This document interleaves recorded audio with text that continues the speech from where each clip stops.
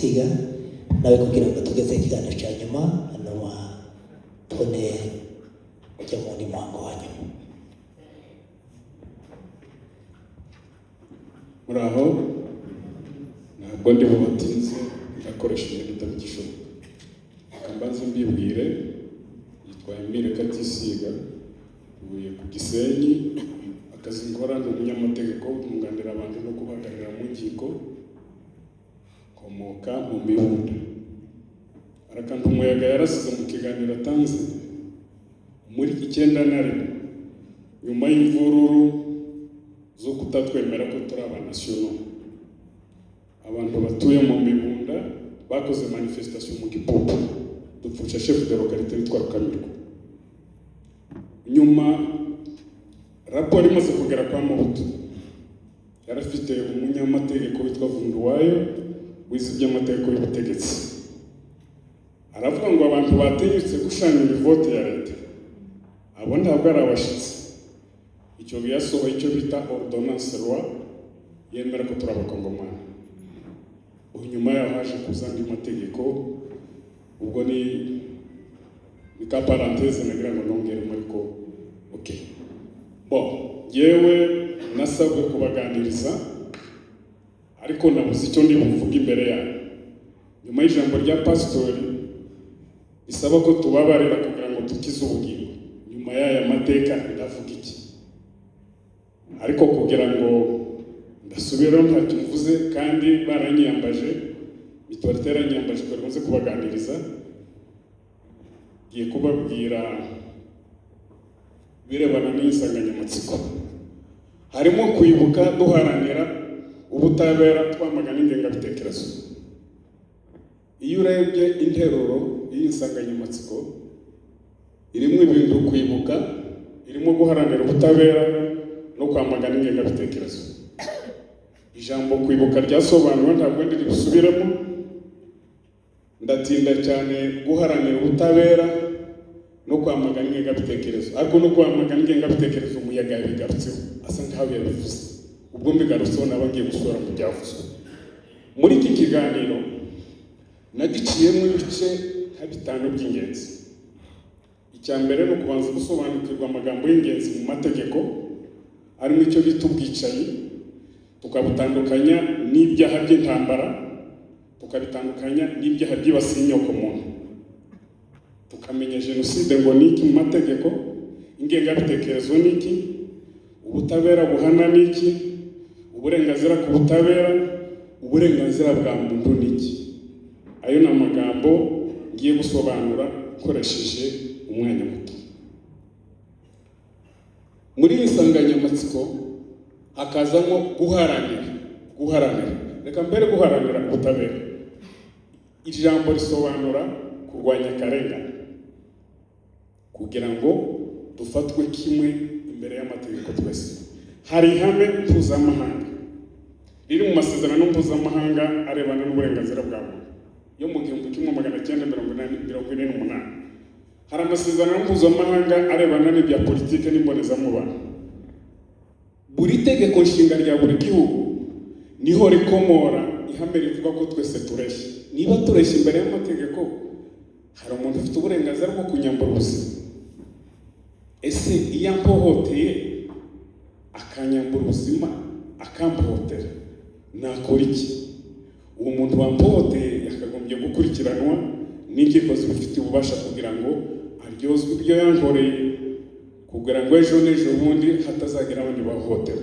Niyo mpamvu tugomba guharanira ubutabera. Guharanira ubutabera ni ukurwanya akarengane, ni ugusaba ko abantu baduhemukiye bakurikiranwa kugira ngo baryozwe ibyo bakoze. Muri rusange icyo tugomba guharanira ni ukugira ngo turwanye akarengane kadukorera. Kandi ntabwo ari nasozi izaza bidufasha, kuko nasozi ni umutaka kandi niyo nasozi igizwe n'ibihugu. Ni twebwe tugomba n'ubundi gusaba ko turenganurwa nk'uko turi kwirwanya. Ntabwo dutegereje abazava hanze kubera ko icyo ni ikibazo kitureba. Ibyo rero mu birebana no guharanira ubutabera twavana mu bintu nka 3: gusaba ko tureshya imbere y'amategeko, gusaba ko turwanya akarengane, no gusaba ko baduhemukiye bagira icyo baryoswa. Ubwicanyi niki? Niyo hohoterwa gukorerwa ku mubiri hagamijwe kukwambura ubuzima, ariko harabaye umugambi wo kugira ngo nkorere iyo violence, nkorere iryo hohoterwa, bitewe n'uburyo umugambi wo wateguwe n'uburyo ushyirwa mu bikorwa. Niyo mpamvu icyaha cy'ubwicanyi haba mu mategeko ahana ya buri gihugu bakigenera igihano gikomeye, kubera yuko haba harabaye gutegura. Ntabwo abavandimwe bacu bishwe igitondo kimwe. Impamvu bigaragara ko umugambi wateguwe mu masaha abiri kwica abantu 166 ni igikorwa kitakorwa igitondo kimwe, gisaba kuba cyarateguwe uburyo kizakorwamo, abazagikora n'uburyo bazagikora. Uwo ni umugambi wategura mu bugome. Icyo nicyo cyaha rero cyo bita nka assassinat. Donc n'ubwicanyi n'icyaha cyo kwambura umuntu ubuzima hagamijwe iki? Hagamijwe donc n'ubugome bwo kwambura ubuzima, ariko uburyo butegurwa n'uburyo bushyirwa mu bikorwa niyo mpamvu hazamo ibihano biremereye. Mu bihugu bitandukanye uretse hano muri iki gihugu cyacu, igihano cyo gupfa bakivanyeho kubera hari teori ebyiri z'abanyamategeko, cyangwa se kura ebyiri cyangwa ibitekerezo bibiri. Bamwe bashyigikiye igihano cyo gupfa bavuga ko icyo gihano cyo gupfa iyo bigikoresheje bitinyisha abandi bakekwaho ubwicanyi cyangwa bashobora gutinyuka kwica abantu. Abo ni abantu bashyigikiye igihano cyo gupfa cyakoreshwa. Abandi bakavuga ko ikiremwa muntu ari ntavogerwa, ko umuntu nubwo yaba yabaye kondane cyangwa yahamijwe n'icyaha batakagombye gupfa, ahubwo yakagombye guhabwa umwanya wo kwikosora. Bakajya muri filozofi yo kuvuga ko igihano ikigendera ari ugukosora, ntabwo wakwica ushaka gukosora. Icyo gihano cyasimbuwe n'igifungo cya burundu, ariko mu Burundi no muri Congo muri code penale igihano cyo gupfa kirimo. Impamvu ndagenda nkora muri sureje kubera ko ubwicanyi bwakorewe i Burundi budukorerwa turabakongomani. Buri gihugu gifite icyo bita competence universelle, ni ukuvuga ko Congo ifite ububasha n'uburenganzira bwo gukurikirana bariya abantu bakekwaho ubwicanyi. Uburundi bufite ubwo bubasha. Aho turaza kureba ibirebana n'ubutabera bwana. Reka tugaruke ku kibazo cya jenoside, uko abahanga mu mategeko bayisobanuye n'ubwicanyi bwibasiye itsinda ry'abantu, ariko hashingiwe ku bwoko, hashingiwe ku rurimi, hashingiwe ku idini, hashingiwe ku inkomoko. Urumva harimo elema ebyiri. Harimo umugambi wo kurimbura, ariko bibasiye itsinda runaka ry'abantu. Bashobora kwibasira ubwoko, bashobora kwibasira idini, bashobora kwibasira imyemerere. Bashobora kuba tudasangiye amashyaka. Abo bantu badasangiye amashyaka, ishyaka badashaka, donc rikarimburwa rikavaho. Niba reka tugende ku byaha ndi kwihuta kugira ngo ntabarambira. Ibindi ni ibyaha byibasiye inyokomuntu, n'ibyaha bikorwa mu ntambara byibasira kwica abasivili ariko bakabakorera ibikorwa bibi, iyicarubozo, bakabagira abacakara, bakabakorera imyuzure. Ariko kubera politike ari mpuzamahanga kandi byose biva mu muryango w'abibumbye, buri gihugu kigomba kujya muri uwo murongo kugira ngo kibungabunge ibidukikije bivuye iyo muri rezo z'uzanasuzi. Ubwo ni uburenganzira bwa gatatu cyangwa bwa troisième génération. Uburenganzira ku butabera ni ukugira ngo abahemukiwe kuvuga ngo abaduhemukiye bashyikirizwe imbere y'inkiko. Reka njye kuri po ya kabiri.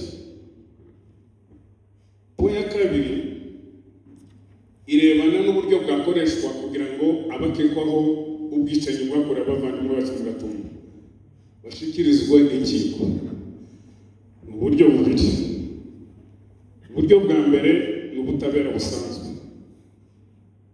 Uburundi buramutse bugize ubushake bwa politiki, ntihazemo inyungu zabo za politiki n'u Rwanda, bashobora gufungura dosiye kandi iyo dosiye irahari, hari uwabikomojeho. Hari n'umwe mu bantu bacu wagiye kureba procureur general amubwira ko amaperereza yakozwe, ariko iyo dosiye ntiyashyikirijwe inkiko z'i Burundi kubera inyungu za politiki, kubera no gushaka bwa politiki. Mu butabera busanzwe ninde ushobora kuregera izo nzego? Ninde uregera ubugenzacyaha cyangwa ubushinjacyaha? Ngewe wahemukiwe nshobora gufata iya mbere nkajya kurega. Ubwo ni uburyo. Undi muntu utarakorewe icyaha ashobora gutanga amakuru, inzego z'ubutabera haba ubugenzacyaha n'ubushinjacyaha bugakora amaperereza. Iyo busanze ayo maperereza afite ibyo ashingiyeho, bufata icyemezo cyo kuregera urukiko. Mu buryo bw'ubutabera busanzwe, ngewe wakorewe icyaha nshobora kwihuza na procureur nkaregera indishyi, ngafasha n'urwo rwego gutanga ibimenyetso, kubera ko ngewe wahohotewe nanjye mfite izo nyungu. Ubwo ni ubutabera busanzwe. Haba Kongo haba n'u Burundi bafite inkiko bita ngo ni inkiko za haute cour. Haute cour muri buri gihugu, muri legislation interne, mu mategeko interne, haute cour ifite iyo bita compétence universelle, ububasha. Ni ukuvuga ngo ibo bashobora gusaba, Kongo yasaba bari abantu bagakurikiranwa n'inkiko za Kongo, kubera ko icyaha cyabereye no ku butaka bw'u Burundi. Uburundi nabwo buri competent, ariko Uburundi nabwo bufite ubwo bubasha, kubera ubushake buke. Ubwo niyo mpamvu akarengane gakomeje kuba karekare. Ubwo ni uburyo busanzwe bwo kuregera inkiko mu manza z'inshinjabyaha. Procureur araregerwa, procureur ashobora kujyaho icyaha cyakorewe, procureur ashobora kuregerwa n'undi muntu ubifite mu nyungu. Katujye ku butabera mpuzamahanga. Ubutabera mpuzamahanga hari inkiko ebyiri mpuzamahanga. Ubwo nasimbutse, ntabwo ndi bujye muri Union Africaine ngo njye no muri EAC, ariko naho hari mekanisme zirebana no kurengera uburenganzira bwa kiremwamuntu. Ni ukuvuga ko muri EAC hari urukiko rwa droit de l'homme. Uvuga ngo donc iyo hari uburenganzira bwahungabanijwe, urwo rukiko twaruregera, kubera yuko urushapota cyangwa se rugize ibi bihugu bigize ibiyaga bigari. Hari urukiko rwa Union Africaine narwo rufite ubwo bubasha kureba uburenganzira bw'abantu bwahohotewe bakaregerwa. Reka tujye muri CPI. Mu buryo mpuzamahanga hari inkiko ebyiri. Hari urukiko ruri Lahe rwagiyeho muri 2002, ruteganya uburyo ruriya rukiko ruregerwa.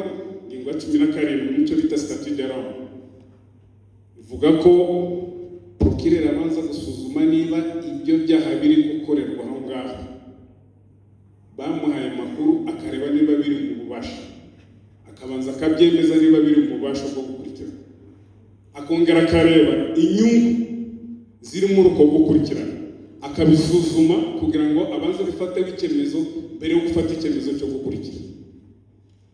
Uru rukiko ruregerwa gute? Uru rukiko ntabwo umuntu ku giti cye yaruregera, rushobora kuregerwa na société civile. Irabyemerewe abantu bishyize hamwe bafite ubuzima gatozi. Iyi ONG local ifite ububasha mu gihugu, iyi ONG international n'imiryango mu mbabane gukoresha Igifaransa ndaza kuvuga ko ngo tujyane. Imiryango itegamiye kuri leta ikorera mu gihugu muri bumbabarire, kubera ko ifashe inyigisho nayiteguye mu Gifaransa nihindura mu Kinyarwanda bingoye, kuko amategeko twayize mu ndimi z'amahanga. Muraza kumbabarira ni gukoresha Igifaransa kandi atari byiza cyane, ariko ndaza kugaruka kugira ngo twese tujye kuri ritime. Uru rukiko rushobora kuregerwa n'imiryango itari ya leta iri national. Uru rukiko rushobora kuregerwa n'imiryango mpuzamahanga ishinzwe kurengera uburenganzira bwa muntu. Ahangaha reka ngira icyo mvuga, guhagarara hano ntacyo bizatumarira, ariko hari abantu bagize ibyo bakora. Ndumva hari association de rescapés bo mu Gatumba yabaye créé hanze, bahura n'ishyirahamwe ry'abavoka. Hari umwavoka bashatse wadutangira iki kirego, ibyo byarakozwe. Wenda igisigaye ni follow up, nawe guhagarara hano buri gihe nta kintu turi gukora kuza kuvuga ntacyo hano byatumaze. Bisaba ko tubigira mu ruhare tugakora. Ibindi hari abantu bashoboye gusohora za article kubirebana na buriya bwicano. Icyo nacyo cyarakozwe kandi cyakozwe n'abantu bacu. Ikindi, hari uburyo bwo gushaka amakuru. Hari raporo ebyiri z'ingenzi nanjye nazisomye. Hari raporo ya ONIBE. ONIBE ni umuryango wa Nations Unies wari uhagarariye Burundi igihe bice abantu bacu. Basohoye amakuru kandi ni amakuru adafite aho bogamiye kubera ko bo bafite amankete bitewe na approach bakoresha, uburyo bakoresha babashije abatemo benshi. Ni raporo zifatika washingira ujya gutanga ikirego. Hari raporo ya Human Rights Watch United Nations nayo irafatika. Ni ukuvuga mu buryo bwo kwegeranya amakuru, aho twakora amakuru harahari, n'inzira twanyuramo zirahari, n'abanyamategeko barahari. Ibyo rero bigomba gukorwa, ariko tukabihuza ibyo pasiteri yavuze byo kubabarira. Hagira abakora ibyo, abandi nabo basenge kugira ngo tubohoke. Ubwo twese twakora akazi kamwe, siko bimeze. Ubundi buryo iyi point kuri iyi point cyangwa se kuri iyi nteruro ndasa n'ugize icyo nyivugaho. Dukora iki kugira ngo duharanire ubutabera? Ni nacyo gice cy'ingenzi. Ntegura iki kiganiro natekereje ko hakorwa uburyo bungana, natekereje uburyo buke, ariko namwe mufite ubundi matekereza. Hagomba kuba ubu buryo bwo kwibuka,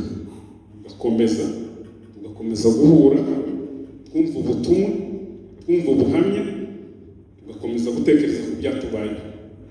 Umuntu uwo ari we wese ufite umutwaro nagira icyo akora akoresheje uburyo ubwo ari bwo bwose. Umuntu wese ufite umutwaro, ufite n'ubushobozi, nagira icyo akora akoresheje, afite uyu mutwaro agira icyo akora. Iyo ni inzira imwe. Twakora iki kugira ngo duharanire ubutabera? Indi nzira ni ubuvugizi, gukora ubuvugizi. Ubuvugizi ni iki?